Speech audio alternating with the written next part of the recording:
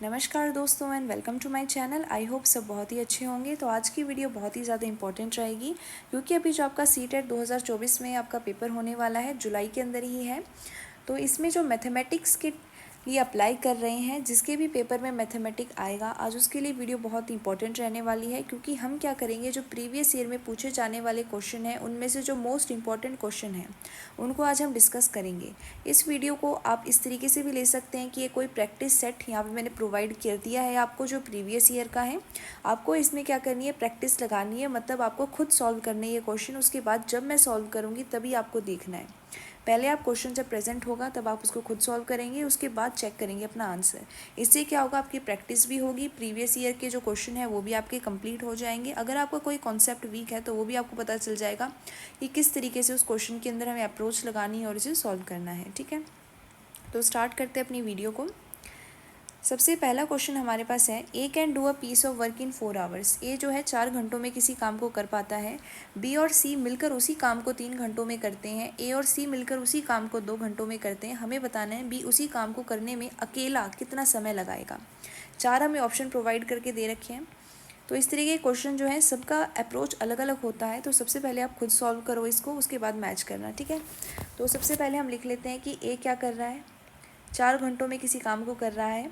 ठीक है, उसके बाद बी और सी उसी काम को कितने टाइम में कर रहे हैं, इसे 3 घंटों में कर रहे हैं। और ए और सी कर रहे हैं इसी काम को 2 घंटों में। सबसे पहले हम क्या करेंगे, इसका एलसीएम ले लेंगे। इसका एलसीएम 12 हमने ले लिया है। अब हम क्या करेंगे, यहाँ से एफिशिएंसी निकालेंगे, यानी एक दिन में 1 यूनिट जो टाइम है उसको एक दिन में करने में कितना उसको यहाँ पे टाइम लगेगा, उसकी क्षमता कितनी, एफिशिएंसी कितनी है वो निकालेंगे। तो वो यहाँ पे आ जाएगा 4 में क्या मल्टीप्लाई करोगे कि 12 आए, तो वो उसकी एफिशिएंसी आएगी ए की, यानी 3 ज़ा 4 3 ज़ा 12, 3 4 ज़ा 12 एंड 2 6 ज़ा। तो हमारे पास ए की हमारे पास एफिशिएंसी 3 आई है। ए प्लस जो सी है इसकी एफिशिएंसी 6 आई है। बी और सी की एफिशिएंसी हमारे पास 4 आई है। हमें बताना है कि बी अकेला कितने में कर पाएगा। तो आपको पता होगा कि टाइम का हमारे पास क्या आ जाएगा formula, total work done upon में एफिशिएंसी। अब यहाँ पे बी की निकालनी है तो यहाँ पे हम लिख देंगे एफिशिएंसी ऑफ बी। ठीक है, तो टोटल वर्क कितना हो गया, 12 हो गया। अब टाइम हमें पता करना है, एफिशिएंसी ऑफ बी हमें यहाँ से निकालनी पड़ेगी। ए की एफिशिएंसी हमारे पास कितनी आ गई है, 3 आ गई है। ये हमारे पास एफिशिएंसी है, ये तो हमें आवर्स दे रखे थे।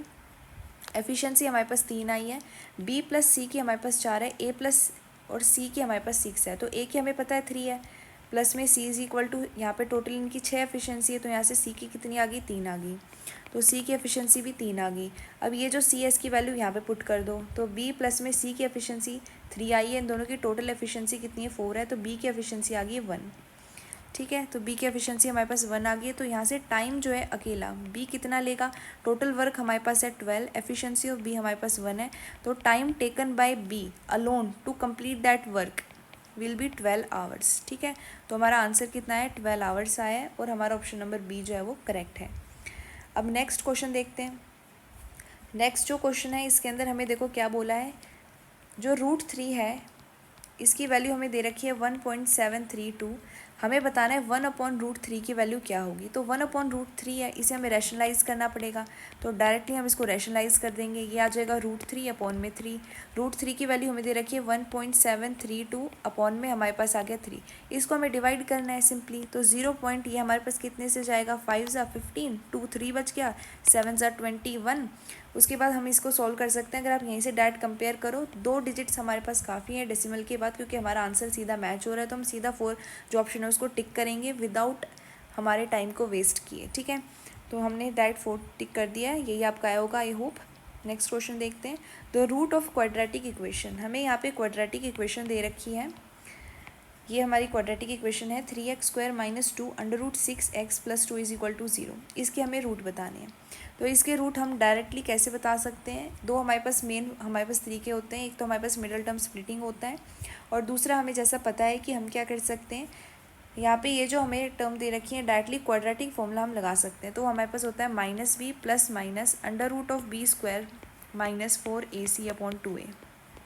ठीक है, अगर हमारे पास कोई नॉर्मल टर्म होती हैं यहाँ पे b की जगह, तो हम इजीली उसको स्प्लिट कर पाते हैं। लेकिन ऐसे जो क्वेश्चन होते हैं ताकि जल्दी कर सकें, उसके लिए हम यहाँ क्वाड्रेटिक फॉर्मूला का इस्तेमाल कर सकते हैं। तो ये हमारे पास क्या हो जाएगा, -b। तो ये b की जगह हमारे पास देखो, a की जगह हमारे पास है 3, बी की जगह है -2√6 और सी की जगह हमारे पास 2 है। बस वैल्यूज़ पुट करनी है, माइनस माइनस प्लस हो जाएगा तो ये बन जाएगा 2√6 प्लस माइनस अंदर हमारे पास आ जाएगा b का स्क्वायर, यानी ये हो जाएगा -2√6 का स्क्वायर -4। a की जगह हमारे पास है 3 और c की जगह है 2 डिवाइड में 2 इंटू ए की जगह हमारे पास 3 है। ठीक है, 2 से 2 हमने कट कर दिया है। यहाँ पे रह गया है √6 प्लस में देखो यहाँ पे क्या हो जाएगा, ये हो जाएगा 4 इंटू 6 24, यहाँ पे भी 24, ये 0, तो ये टर्म हमारी खत्म होगी, ये हमारे पास रह गया है। तो हम इसको ऐसे लिख सकते हैं, √6 को √2 इंटू में √3 और 3 को हम लिख सकते हैं √3 इंटू में √3। अब ये जो वैल्यू हमारे पास प्लस माइनस में चल रही है। ठीक है, एक मिनट, ये मैंने आपको यहाँ कहा कि प्लस माइनस में चल रही है, बल्कि प्लस माइनस में ये वाली टर्म तो हमारे पास 0 होगी, तो अभी प्लस में चल रहा है सिर्फ, क्योंकि यहाँ माइनस था तो ये बाद में प्लस बन गया। तो दोनों वैल्यू हमारी किस में चल रही है, भी प्लस में चल रही हैं। तो एक √3 से एक √3 कैंसिल हो गया, तो हमारे पास वैल्यू आई है 2/√3, जिसको हम ऐसे लिख सकते हैं। ठीक है, आपको पता है ये ओवरऑल ले जाएगा।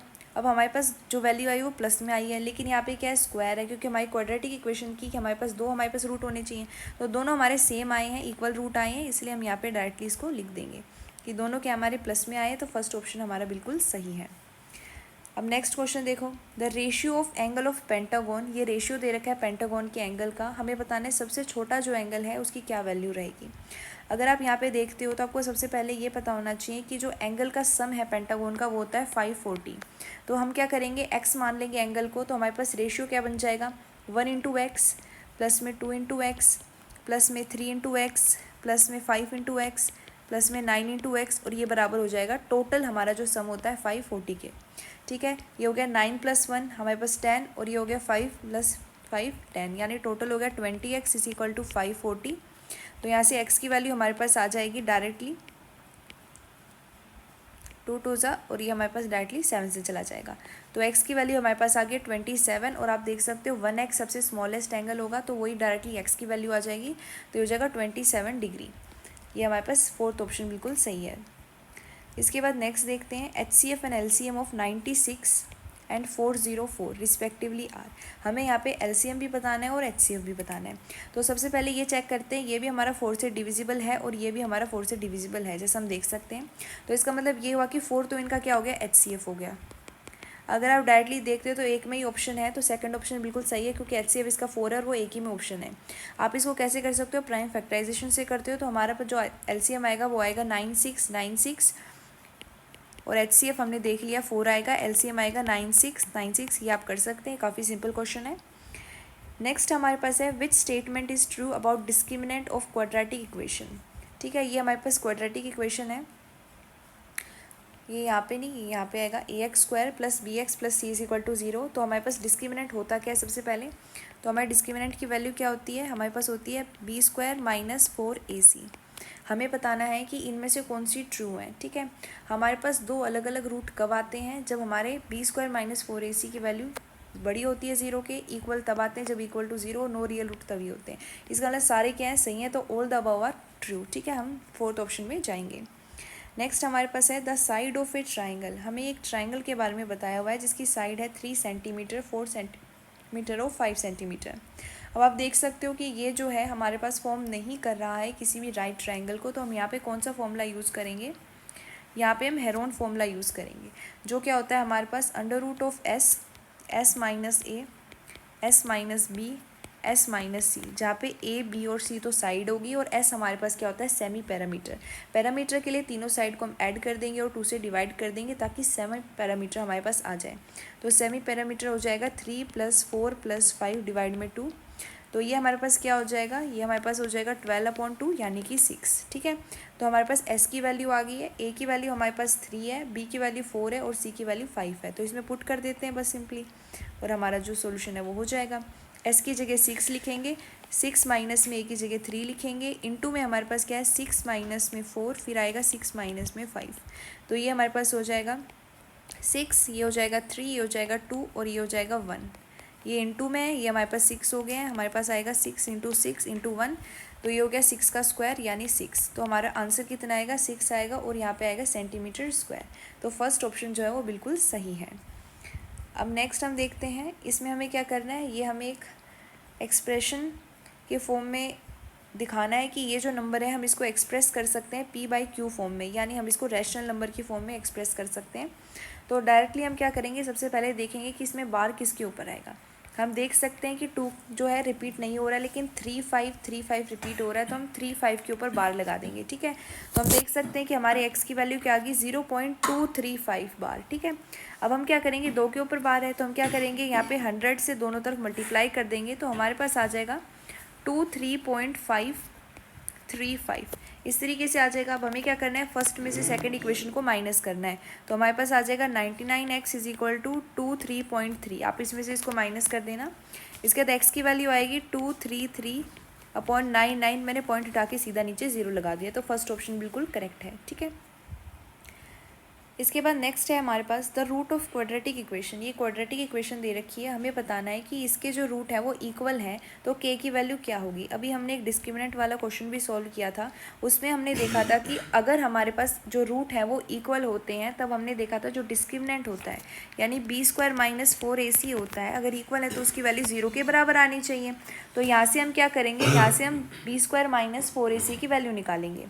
तो यहाँ पे हमारे पास ये जो इक्वेशन है, इसके अंदर a की वैल्यू हमारे पास 2 है और b की वैल्यू हमारे पास k है, c की वैल्यू हमारे पास 3 है। इसमें पुट कर देते हैं तो ये हो जाएगा k² - 4, a की वैल्यू है 2 और c की वैल्यू हमारे पास कितनी है, 3 है। ये किसके बराबर है, 0 के बराबर है। तो ये हो जाएगा k² माइनस में, यहाँ से हमारे पास वैल्यू कितनी आएगी, आप देख सकते हो यहाँ पे हमारे पास वैल्यू आ रही है 24 इज इक्वल टू 0, तो ये हो जाएगा k की वैल्यू प्लस माइनस √24। अगर आप इसको सोल्व करते हो तो आप इसको डायरेक्टली लिख सकते हो, ये होता है 6 × 4, तो 4 का आ गया 2 और अंडर रूट में रह गया हमारे पास 6 प्लस माइनस 2 √6। तो फर्स्ट ऑप्शन बिल्कुल सही है। So that's all for today. आज हमने कुछ ही क्वेश्चन डिस्कस किए हैं। थैंक यू वेरी मच अगर आप लास्ट तक बने रहे। आई होप ये वीडियो ने आपकी कुछ ना कुछ हेल्प की होगी और आपको आइडिया भी लगा होगा कि किस टाइप के जो क्वेश्चन है वो पूछे जाते हैं। ये जो क्वेश्चन है CTET as well as HTET के लिए भी काफ़ी इंपॉर्टेंट है। तो ये कुछ क्वेश्चन थे जो आज हमने डिस्कस किए हैं। आई होप ये वीडियोज़ आपके लिए यूज़फुल रही हो। इस वीडियो में किस तरीके का रिस्पॉन्स मिलता है, अगर आप यहाँ पे कमेंट बॉक्स में कहते हैं कि आपको फर्दर मोर प्रीवियस ईयर के जो क्वेश्चन है वो डिस्कस करने हैं, तभी आगे वीडियोज़ आएंगी। Thank you for watching.